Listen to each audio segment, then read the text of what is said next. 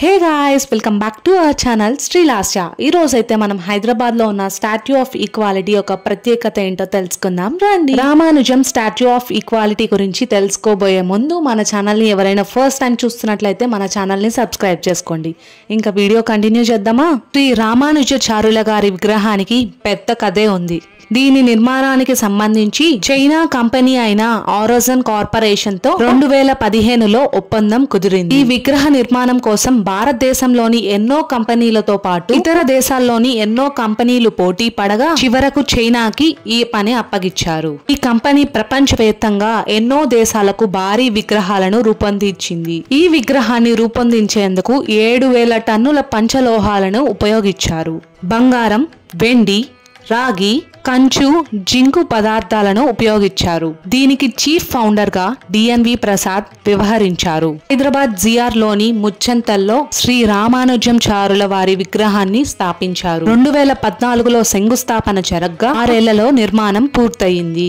సుమారు 12,000 కోట్ల రూపాయలతో సమతామూర్తి స్ఫూర్తి కేంద్రాన్ని నిర్మించారు. 45 ఎకరాల్లో ఇది విస్తరించి ఉండగా ఆ స్థలాన్ని ప్రముఖ వ్యాపారవేత్త జూపల్లి రామేశ్వరరావు విరాళంగా ఇచ్చారు. ఈ రామానుజాచార్యుల వారు 120 ఏళ్ల జీవితం పరిపూర్ణంగా జీవించినందుకు గుర్తుగా 120 కిలోల బంగారంతో 54 అంగుళాల రామానుజాచార్యుల వారి బంగారు విగ్రహాన్ని ప్రతిష్ఠించారు. ఇందులో 34 అడుగుల ఎత్తైన పీఠం మీద 54 అంగుళాల ఎత్తైన సువర్ణమూర్తి కొలువై ఉంటారు. విగ్రహంపై పంచవర్ణాల విద్యుత్ దీపాలు అమర్చడంతో నిత్యం దగదగలాడుతూ మెరుస్తూ ఉంటుంది. ఇక్కడ స్వామికి అభిషేకాలతో పాటు నిత్యం నైవేద్యాలతో పూజలు జరుగుతాయి. ఇందులో నక్షత్రాకృతిలో 48 స్తంభాలు, వాటిపై 32 బ్రహ్మ విద్యాల శిల్పాలు అనువిందు చేస్తాయి. అలాగే బంగారు రామానుజాచార్య విగ్రహం చుట్టూ మకరాన మార్పులతో ఫ్లోరింగ్ నిర్మించారు. విగ్రహాన ప్రాంతమంతా ఇటాలియన్ మార్బుల్ తో ఫ్లోరింగ్ చేశారు. గది ప్రధాన ద్వారంతో పాటు ఇతర ద్వారాలకు బంగారు రేకుతో తాపడాలు తొడిగారు. మొత్తం భద్రవేదను బన్సీ బహదూర్ పింక్ స్టోన్ తో నిర్మించారు. శ్రీ రామానుజాచార్యుల వారి విగ్రహం ప్రపంచంలోని 2వ అతిపెద్ద విగ్రహం. ఈ విగ్రహంతో పాటు మరో 108 చిన్న దేవాలయాల్ని అక్కడ నిర్మించారు. విష్ణు అవతారాలకు చెందిన మొత్తం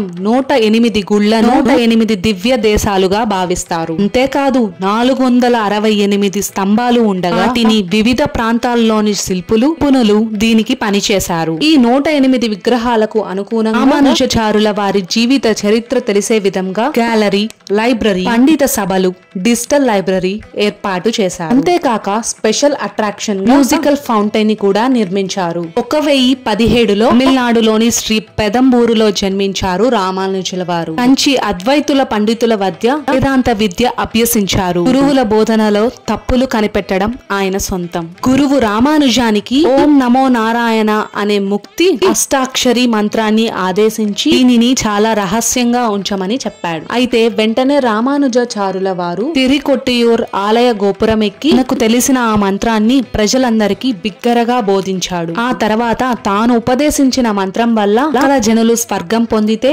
వాళ్ళకి ఈ మంత్రం ఉపదేశించిన పాపానికి నేను నరకం భరించడానికి కూడా సిద్ధమే అని చెప్పారు రామానుజాచార్యుల వారు. రామానుజాచార్యుల వారు 120 ఏళ్లకు పైగా జీవి 1937లో సమాధి అయ్యారు. 2016కి ఆయన జన్మించి 1000 సంవత్సరాలు అయ్యింది. హరిజనులందరికీ దేవాలయ ప్రవేశం కల్పించిన సమతామూర్తి.